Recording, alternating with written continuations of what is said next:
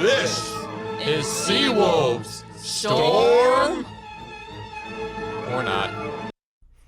Good last Monday of the semester, Seawolves. I am Christine Kelly. We've got cold, murky weather today, and so I'm a lot more frigid than I was at the beginning of the semester. And sadly, this is my very last day as a student. I'm about to leave school life and finally venture out into the cold, terrifying world. I could really use a job, so if you're watching this and you're hiring, please hire me. But my last show, like all my previous ones, is based on a collaboration of students from the School of Communications and Journalism and the School of Atmospheric and Marine Sciences. And currently, President Zelensky of Ukraine is on a plane headed to speak to President Biden, asking America to back up its talk of freedom with bucks and bullets. And the other big war we've been watching is pretty nasty too. An Israeli airstrike obliterated a family home in Khan Yunis. And Nasser Hospital, the South's biggest, is now overflowing with the dead and injured. A sniper killed my son, said this father. I will take revenge. Parents and children, hit by loss and grief, some of the hundreds of thousands who fled the north, only to be hit by Israel's military in the south. The UN now says 90% of Gaza's population has been displaced. Nearly 2 million men, women, and children. Nearly all going without food for days. Half of those are starving. The suffering of the children in Gaza is, I think it's unmatched. That desperate situation is confounded by the lack of a ceasefire. The United States vetoed such a move in the United Nations Security Council on Friday. And in a rare workaround tomorrow, 193 countries constituting the United Nations are going to try their darndest to come up with a resolution demanding another attempt at a ceasefire. Nobody is hopeful that the UN will solve what in my lifetime has been the greatest injustice I have ever seen. That's my personal view, and whatever you think about it, we have all been horribly upset about what's happening in the Middle East.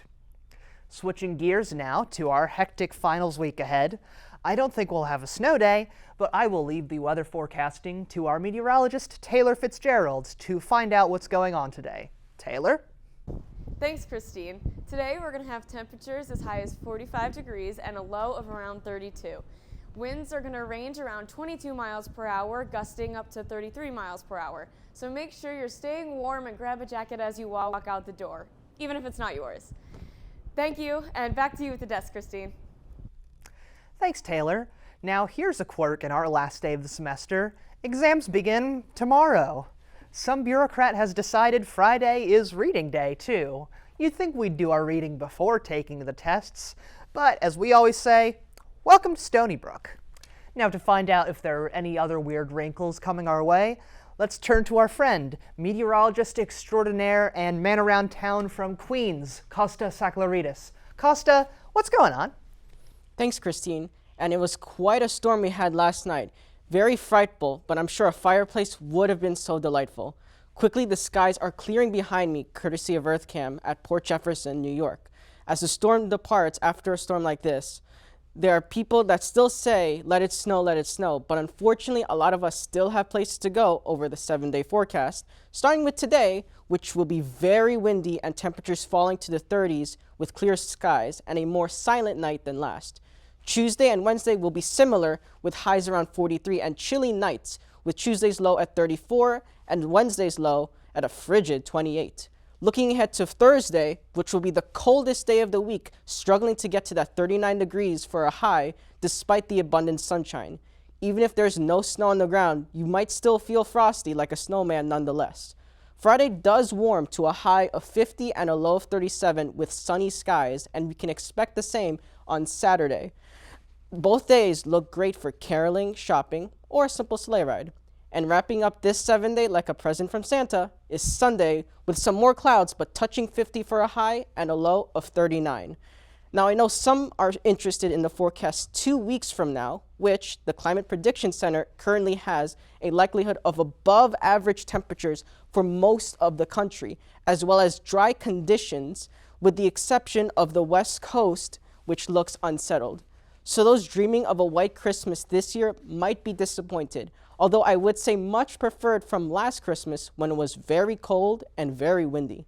So whether you're spinning a dreidel, rocking around the Christmas tree, lighting a canara, or popping champagne to Old Lang Syne, I want to wish everyone joy and peace for the new year, some good luck on finals, and to really enjoy this break.